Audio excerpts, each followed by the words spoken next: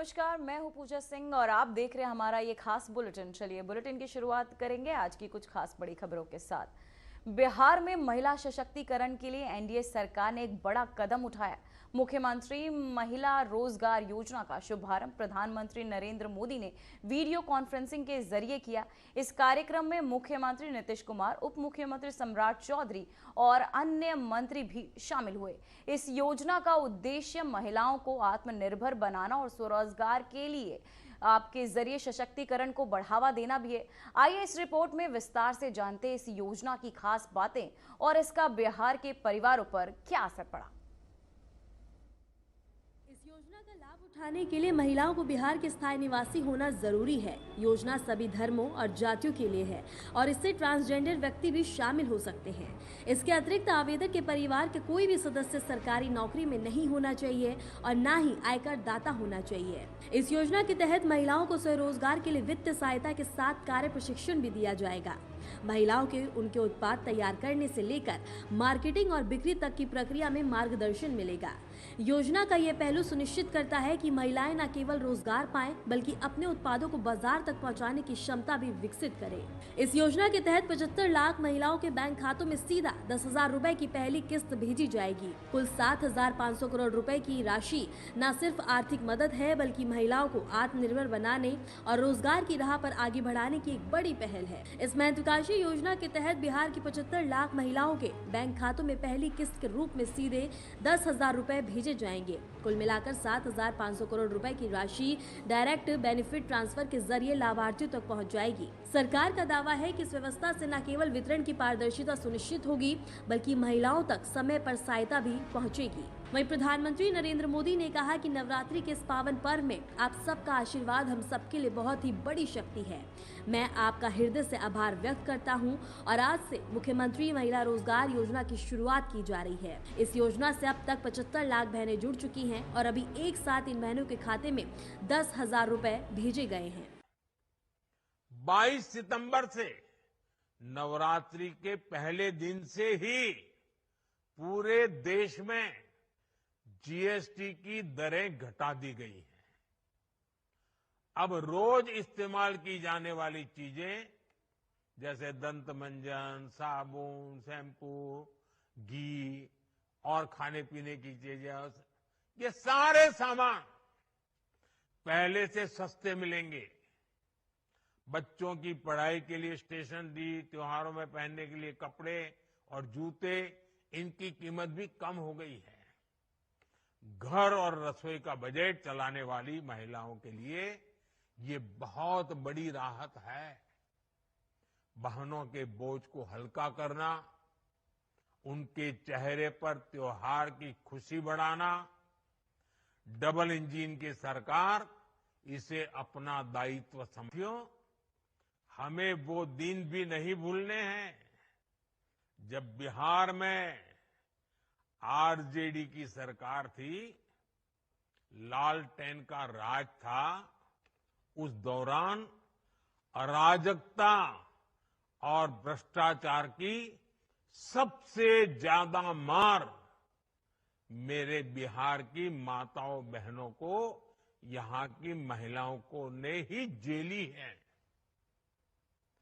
वो दिन जब बिहार की बड़ी बड़ी सड़कें टूटी फूटी होती थी, पुल पुलिया का नाम नहीं था, तब उससे सबसे ज्यादा तकलीफ किसको होती थी?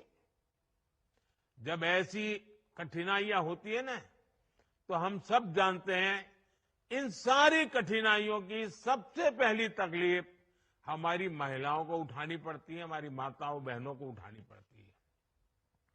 और आप तो जानते ही हैं, बाढ़ में तो परेशानी कितनी बढ़ जाती थी। गर्भवती महिलाएं समय पर अस्पताल नहीं पहुंच पाती थी। गंभीर स्थिति होने पर उन्हें सही इलाज नहीं मिल पाता था।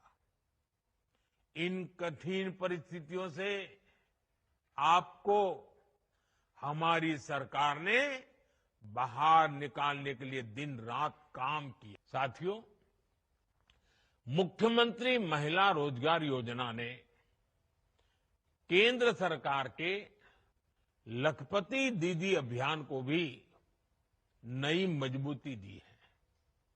केंद्र सरकार ने देश में 3 करोड़ लखपति दीदी बनाने का लक्ष्य रखा है। 2 करोड़ से अधिक बहनें अब तक लखपति दीदी बन चुकी है और मैं गांव की महिलाओं की बात कर रहा हूं। उनकी मेहनत से गांव बदले हैं, समाज बदला है और परिवार का रुतबा भी बदला है। बिहार में भी लाखों की संख्या में महिलाएं लखपति दीदियां बनी है और जिस तरीके से बिहार की डबल इंजन की सरकार इस योजना को आगे बढ़ा रही है, मेरा पक्का विश्वास है कि वो दिन दूर नहीं जब देश में सबसे ज्यादा लखपति दीदी अगर पूरे हिंदुस्तान में कहीं होगी तो आज तो मुझे लग रहा है कि ये ज्यादा से ज्यादा लखपति दीदी ये मेरे बिहार में ही होगी। कह चुके थे, ये जो आजकल लूट की चर्चा चल रही है ना, पहले एक प्रधानमंत्री ने कहा था, तब तो चारों तरफ उन्हीं का राज चलता था, पंचायत से पार्लियामेंट तक उनका राज था। और वो कहते थे कि दिल्ली से 1 रुपया भेजते हैं तो सिर्फ 15 पैसा पहुंचता है, 85 पैसे कोई पंजाब मार लेता था। आज जो पैसे भेजे जा रहे हैं ना, पूरे 10,000 रुपये आपके खाते में जमा होंगे, 1 रुपया कोई मार नहीं सकता है। ये पैसे जो बीच में लूट जाते थे आपके साथ की। राज्य सरकार ने ग्रामीण हाट बाजारों को विकसित करने की योजना बनाई है ताकि महिलाओं के उत्पादों को सीधे उपभोक्ताओं तक पहुंचाया जा सके। यह कदम न केवल उत्पादकों की आजीविका को बढ़ावा देगा बल्कि बिहार के स्थानीय अर्थव्यवस्था को भी सशक्त करेगा। स्थानीय बाजारों में महिला उद्योगों के उत्पादों की उपलब्धता से महिलाओं की आर्थिक स्थिति मजबूत होगी और समाज में उनकी भागीदारी भी बढ़ेगी। मुख्यमंत्री नीतीश कुमार ने इस योजना के शुभारंभ के दौरान कहा कि सरकार का ध्यान सिर्फ परिवारों या किसी विशेष वर्ग पर नहीं है बल्कि पूरे बिहार के विकास पर है। ये योजना महिलाओं के लिए न केवल रोजगार देती है बल्कि समाज में उनके महत्व और भागीदारी को भी मान्यता देती है। विशेषज्ञ मानते हैं कि ये कदम महिला सशक्तिकरण और बिहार में सामाजिक दिशा में महत्वपूर्ण साबित होगा। योजना के शुभारंभ के दौरान महिलाओं, स्थानीय अधिकारियों और स्वयं सहायता समूह की प्रतिक्रियाएं भी उत्साहजनक रही। महिलाओं ने बताया कि इस योजना से उन्हें अपने व्यवसाय शुरू करने और आर्थिक रूप से सशक्त बनने में मदद मिलेगी। स्थानीय अधिकारियों ने भी इसे बिहार की महिलाओं के लिए ऐतिहासिक कदम बताया और आश्वस्त किया कि योजना पारदर्शी और प्रभावी तरीके से लागू की जाएगी। लंबी अवधि में ये योजना बिहार की महिलाओं को स्थायी स्वरोजगार देने और आर्थिक स्वतंत्रता दिलाने का माध्यम बनेगी। स्वयं सहायता समूह प्रशिक्षण कार्यक्रमों और ग्रामीण बाजारों के माध्यम से महिलाएं अपनी आजीविका को मजबूत कर पाएंगी। योजना का यह मॉडल अन्य राज्यों के लिए भी एक प्रेरणा बनता हुआ नजर आएगा। मुख्यमंत्री महिला रोजगार योजना न केवल महिलाओं को आत्मनिर्भर बनाएगी बल्कि राज्य में आर्थिक और सामाजिक विकास की नई दिशा भी तय करेगी। इस योजना का लक्ष्य आर्थिक स्वतंत्रता के साथ महिलाओं को घर से बाहर निकलकर रोजगार और उद्यम की नई संभावनाओं से जोड़ना है। अब देखना यह होगा कि कितनी महिलाएं इसका लाभ उठाती हैं और इस योजना का वास्तविक असर बिहार के समाज और अर्थव्यवस्था पर कैसे पड़ता है। Bureau report, Aryan TV. तो वहीं भारतीय विदेश मंत्री एस जयशंकर ने सिका विदेश मंत्रियों की बैठक में शामिल हुए। मीटिंग में जयशंकर ने कहा, भारत दक्षिण सहयोग के ढांचे में सिका को एक प्रमुख भागीदार मानता है। हमारा देश विकास, गरीबी उन्मूलन और जलवायु परिवर्तन जैसी समान चुनौतियों का सामना कर रहे हैं और यदि हम मिलकर इनका समाधान करें तो इनका अधिक प्रभावी ढंग से समाधान कर सकते हैं।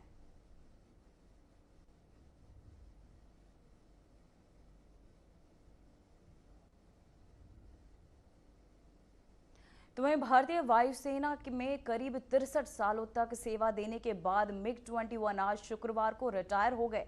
इस समय MiG-21 का विदाई समारोह चंडीगढ़ में आयोजित हो रहा है। इस मौके पर रक्षा मंत्री Rajnath Singh CDS general Anil Chauhan, COS general Upendra Dwivedi, CNS admiral Dinesh और air chief marshal AP Singh भी मौजूद रहे। वहीं विदाई समारोह को संबोधित करते हुए रक्षा मंत्री राजनाथ सिंह ने कहा कि लंबे समय से MiG-21 अनेक वीरतापूर्ण कार्यों की साक्षी भी बना है। इसका योगदान किसी एक घटना या किसी एक युद्ध तक सीमित नहीं रहा और साथ ही 1971 के युद्ध से लेकर कारगिल संघर्ष तक या बालाकोट हवाई हमले से लेकर ऑपरेशन सिंदूर तक ऐसा कोई क्षण नहीं रहा जब MiG-21 ने हमारे सशस्त्र बलों को जबरदस्त ताकत प्रदान न की हो। उन्होंने आगे कहा कि MiG-21 महज एक विमान नहीं है, ये भारत रूस संबंधों का एक प्रमाण भी है।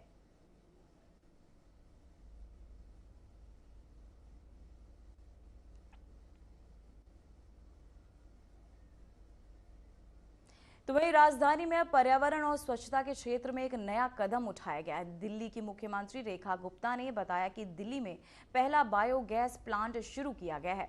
उनका कहना है कि इससे लाखों मवेशियों का गोबर यमुना जैसी नदियों में जाने से होने वाला प्रदूषण रोका जा सकेगा।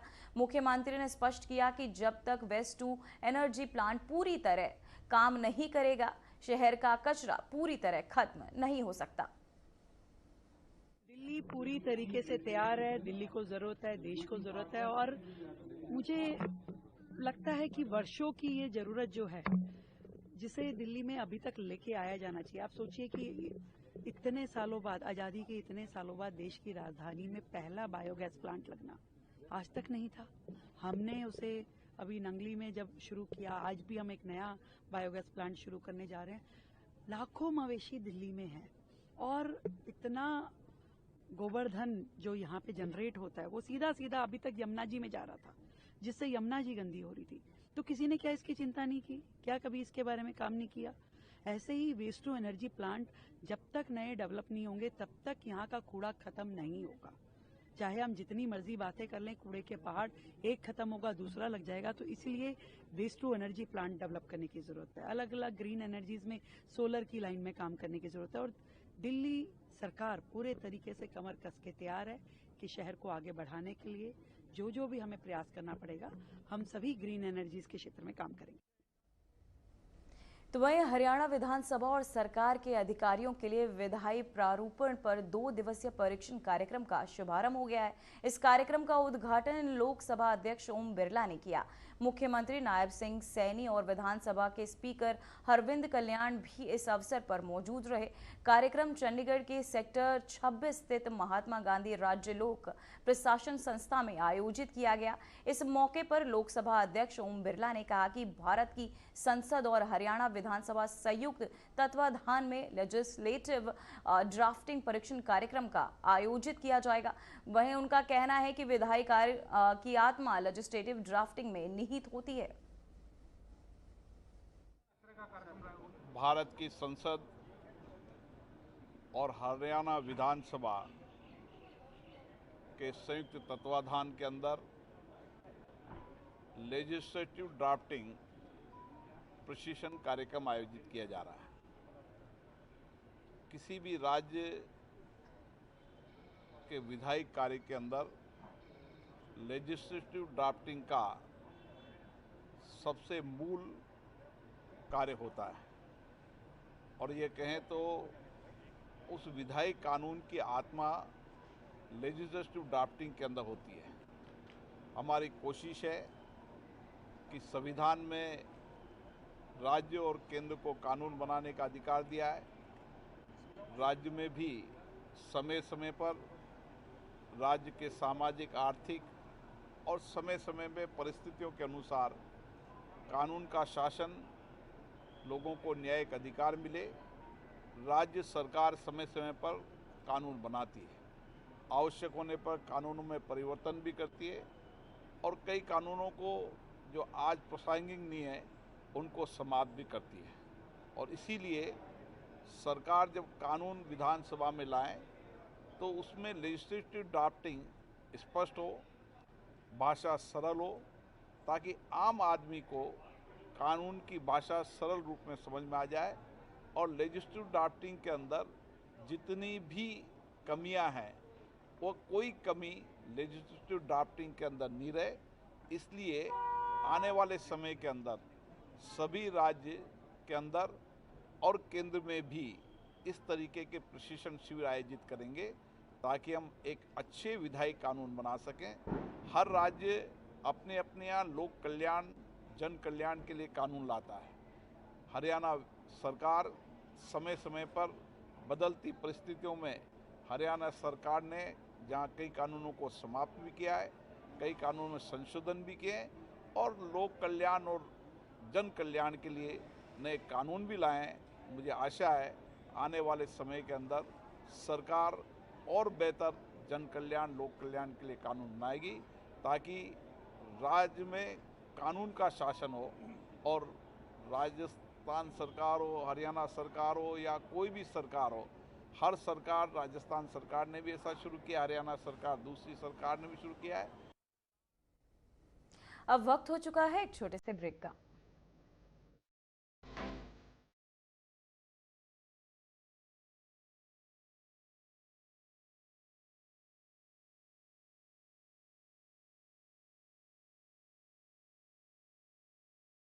यशस्वी प्रधानमंत्री नरेंद्र मोदी के मार्गदर्शन में माननीय मुख्यमंत्री योगी आदित्यनाथ के बुलंद इरादों ने बदली है उत्तर प्रदेश की तस्वीर। एमएसएमई और निजी क्षेत्र का उद्योग व्यापार फलने फूलने लगा और 2 करोड़ से अधिक युवाओं को रोजगार मिला।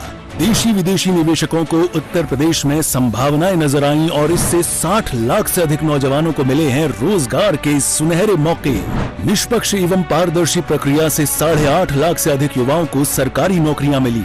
प्रदेश ने एक साथ 60,000 से अधिक पुलिसकर्मियों की भर्ती, 10 लाख से अधिक स्वयं सहायता समूह के माध्यम से 1 करोड़ से अधिक महिलाओं और बीसी सखी योजना के अंतर्गत 58,000 से अधिक महिलाओं ने रोजगार प्राप्त किया है। एक जनपद एक उत्पाद योजना से 30 लाख से अधिक और स्टार्टअप नीति के अंतर्गत 5 लाख से अधिक नौजवानों को मिला है रोजगार। युवाओं के हो रहे हैं सपने साकार। काम दमदार, डबल इंजन सरकार।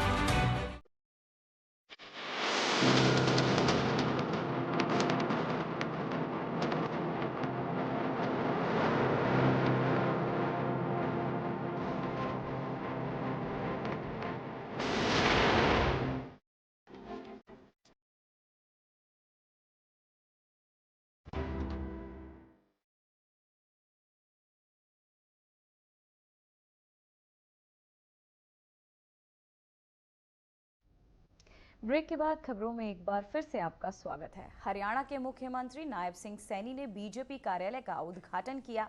इस अवसर पर उन्होंने कहा कि उनकी सरकार के कुल 217 संकल्पों में से अब तक 62 संकल्प पूरे किए जा चुके हैं और 90 संकल्प इस साल के अंत तक पूरे किए जाएंगे। वहीं मुख्यमंत्री ने स्पष्ट किया कि उनकी सरकार अपनी बातों को निभाने के लिए प्रतिबद्ध है और इसी गति से राज्य में विकास कार्य जारी है।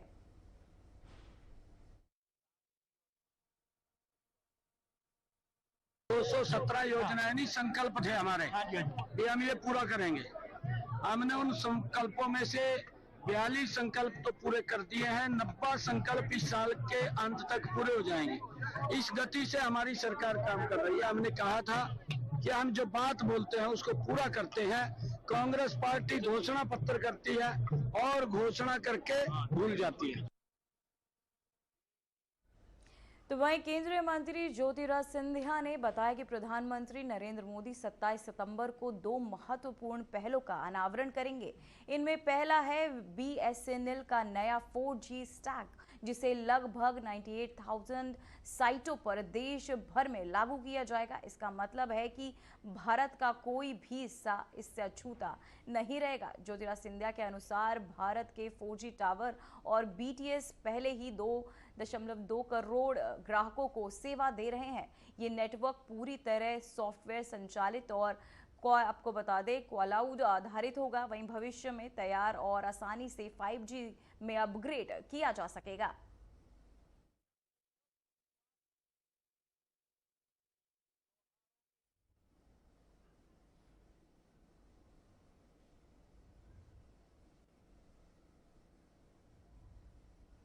तो वहीं आगामी बिहार विधानसभा चुनाव से पहले नेता प्रतिपक्ष तेजस्वी यादव ने महिला मतदाताओं को साधने की कोशिश तेज कर दी है। इसी क्रम में पटना में महिला सशक्तिकरण संवाद कार्यक्रम का आयोजन किया गया, जिसमें तेजस्वी ने महिलाओं को संबोधित करते हुए राज्य सरकार और मुख्यमंत्री नीतीश कुमार पर सीधा हमला बोला। तेजस्वी ने कहा कि बिहार की महिलाएं अकल में नंबर 1 है, जबकि मुख्यमंत्री नकल में नंबर 1 है। उन्होंने दावा किया कि उनकी योजनाओं की नकल करके सरकार केवल जनता को भ्रमित कर रही है। साथ ही तेजस्वी यादव ने कार्यक्रम के दौरान ऐलान किया कि अगर उनकी पार्टी सत्ता में आती है तो भाई बहन मान योजना के तहत बिहार की हर महिला को हर महीने 2500 रुपए दिए जाएंगे। में नंबर 1 है। तो जो हम लोगों ने कहा माई बहन मान योजना का, कई दिनों से कह रहे थे देखो ये नकल करेंगे, और ये नकल कर रहे हैं। और हमको तो दुर्भाग्य लगता है कि नरेंद्र मोदी जी एक पैसा बताओ केंद्र का अगर ये दिए हो तो ये राज्य सरकार का ही पैसा है, और ये 10,000 जो है इसके उपरांत जो है देने के बाद समीक्षा की जाएगी कि किसको देना है नहीं देना है। तो ये बिहार की जनता को बेवकूफ़ ना समझे नरेंद्र मोदी जी, इन्होंने एक पैसा केंद्र का इसमें नहीं दिया है, और दबाव में मुख्यमंत्री और एनडीए सरकार को नकल करके माई बहन मान योजना का उस दबाव में एक ट्रांजैक्शन तो कर देंगे, 2 कर देंगे, चुनाव तक जितना हो सकता है पहले कर देंगे, लेकिन चुनाव के बाद ये जो दे रहे हैं 10,000 रुपये, ये उधार रूप है, ये वसूलने का। तो वहीं श्रीनगर के राजभवन में उपराज्यपाल मनोज सिन्हा की अध्यक्षता में एक अहम बैठक आयोजित की गई। इस बैठक में जम्मू कश्मीर की सुरक्षा स्थिति और प्रशासनिक मुद्दों पर चर्चा की गई। बैठक में सुरक्षा एजेंसियों और प्रशासनिक अधिकारियों ने विस्तृत प्रस्तुति दी और आगे की रणनीति पर मंथन किया गया।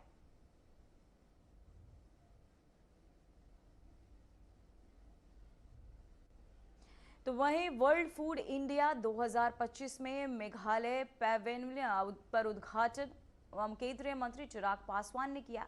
इस अवसर पर उन्होंने कहा कि Meghalaya pavilion world food India के विजन को पूरी तरह साकार कर रहा है। यह आयोजन भारत के विभिन्न राज्यों को एक छत के नीचे लाकर सर्वोत्तम प्रार्थनाओं, आपको बताते चले, प्रार्थनाओं और अवलोकन सीखने और उन्हें लागू करने का अवसर प्रदान करता है। चिराग पासवान ने मेघालय के मुख्यमंत्री कनराड और संगमा को खाद्य, आपको बताते चले, प्रसंस्करण क्षेत्र में प्रगति के लिए बधाई दी और कहा कि राज्य ने जैविक उत्पादों को बढ़ावा देते हुए स्थिरता का बेहतरीन उदाहरण प्रस्तुत किया है। पैवेलियन मैं मानता हूं कि वर्ल्ड फूड इंडिया की सोच को पूरी तरीके से धरातल पर उतारने का कार्य कर रहा है। वर्ल्ड फूड इंडिया का आयोजन इसी लक्ष्य के साथ किया गया था कि कैसे भारत के अलग अलग राज्य एक दूसरे के साथ आकर एक ही छत के नीचे, एक ही मंच के ऊपर एक दूसरे के राज्यों में किए गए कार्यों को देखें, सीखें, समझें, और जो बेस्ट प्रैक्टिसेस हैं उसको अपने अपने राज्य में उतारने का कार्य करें। ना सिर्फ नेशनली बल्कि ग्लोबली भी कई देशों का पार्टिसिपेशन भी वर्ल्ड फूड इंडिया में हो रहा है। अलग अलग देशों में क्या नई टेक्नोलॉजीज हैं, क्या इनोवेशंस हैं, क्या स्टार्टअप आइडियाज हैं, उसका एक्सचेंज एक ही मंच के नीचे हो सके। हर स्टेक होल्डर जो कि फूड प्रोसेसिंग इंडस्ट्री के साथ जुड़ा हुआ है, उनको एक साथ एक मंच पे लाने का प्रयास वर्ल्ड फूड इंडिया में किया गया है।